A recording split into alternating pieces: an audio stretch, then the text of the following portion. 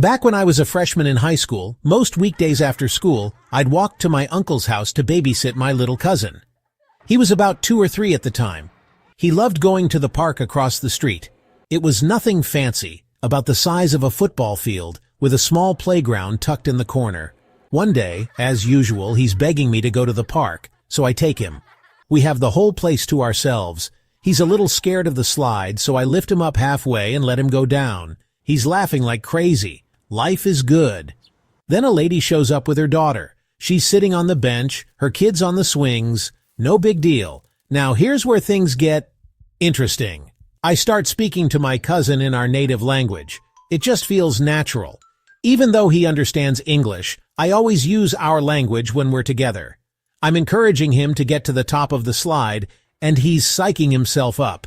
Suddenly I hear, "Hey, you need to speak English when you're around me." I freeze. I'm like, huh? I'm just telling him to, but she cuts me off. This is America. We speak English here. So I say, I'm just trying to play with my cousin. He doesn't speak English too well. Total lie. He understood everything.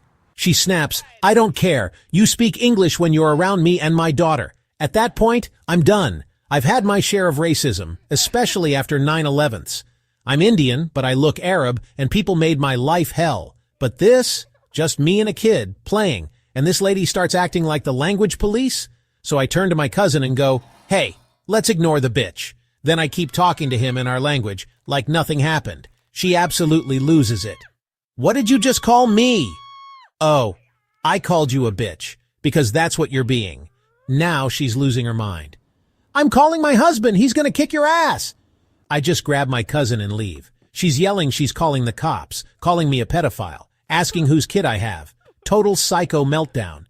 I tell my uncle what happened. We agree, better to avoid the park for a while. Fast forward to today, over 10 years later.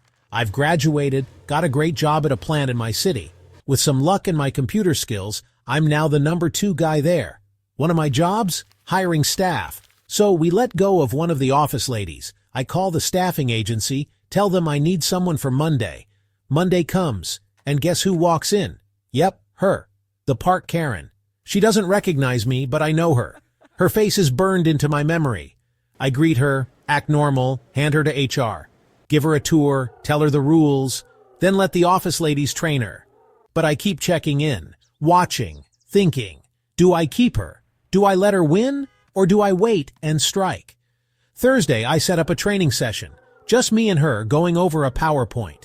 Casually, I ask where she lives. She tells me near a park near my uncle's neighborhood. I say, "Oh, I used to take my little cousin to that park all the time." But I stopped because this racist lady told me to speak English and threatened to have her husband beat me up. Her face goes pale. She remembers. I finish the training, smile, say nothing more. Friday comes. She goes to lunch. I call the agency and say, "Don't send her back. We're not keeping her." Fired. During lunch. From the job of her dreams. She'll never know how close she came to redemption. And how sweet karma really tastes.